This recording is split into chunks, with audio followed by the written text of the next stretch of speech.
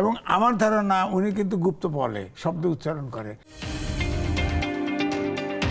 কিভাবে রাজনৈতিক দল গুপ্ত মুক্ত হতে পারে? কেননা যারা গুপ্ত তারা তো একই চেহারাতেই থাকে, একই স্লোগান দেয়, একই রকম কথা বলে, একই নেতাকে নেতা মানে। এমনকি যারা প্রকৃত সমর্থক তারাও দলের কিছু সমালোচনা করে, এরা কিচ্ছু করে না এবং এরা রীতিমতো নাচানাচি করে, নেতা নেত্রীর নামে জয়ধ্বনি দেয়।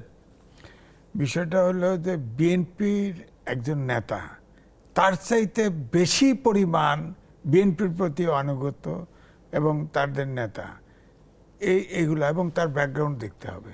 ধরেন একটা অমুক দলের লং টাইপ সে পেরোলে ছিল, সে এখন আসলো, তাকে গুপ্ত দেখবেন। গুপ্ত আইডেন্টিফাই করার তো কোনো ইয়ে নাই, কিন্তু আমার কথা হলো যে দলের গুপ্ত সেই দলে, ধরেন জামাতের গুপ্ত আমি বলি আছে বিএনপিতে, জামাতের সাথে দীর্ঘদিন ছিল। জামাতের সাথে সমাবেশ বলেন, কর্মী বলেন, নেতা বলেন, তারা ঘুরতে স্বাচ্ছন্দ্য বোধ করে। বিএনপি বিশাল দল, বাদ দিয়ে দিবে।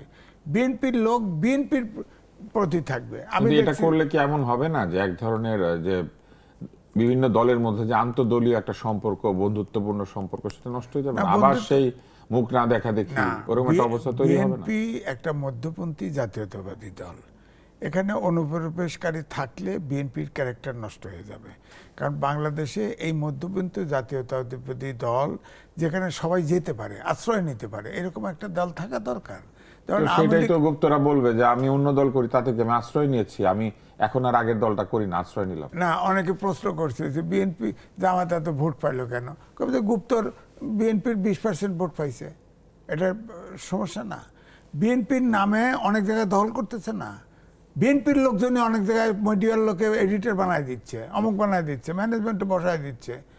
সে তেল মারে, ফ্ল্যাটারিং করে, নেতা ভাবে যে আমার লোক ঠিক আছে। হ্যাঁ, তো আপনি বলেন। প্রধানমন্ত্রী তো পরিষ্কার বলেছেন যে এই কাজগুলি তিনি সমর্থন করেন না, ফলে তারা কাকে তেল দেয় বা কাকে খুশি করে এই কাজগুলি করছে? এখন যদি এইটা বলে, এখন সব তো অনলাইনে সব না বললে আপনি একটা ধারণা দিতে পারেন। আমি তো প্রধানমন্ত্রীর সার্কেলে যারা আছে, আমি তো অনেককে দুর্নীতিবাজ, গুপ্ত আমি চিনি। আমার কাছে জিজ্ঞেস করুক গোপনে, আমি আইডেন্টিফাই না করুক, আমি বলে দেবো গুপ্ত জামাতকে।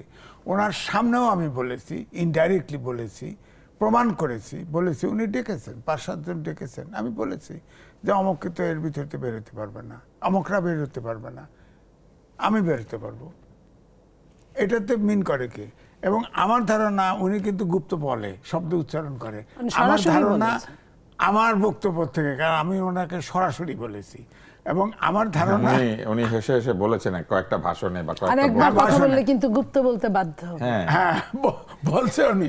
এটা আমার ধারণা, আমার কথা উনি বিশ্বাস করেছে।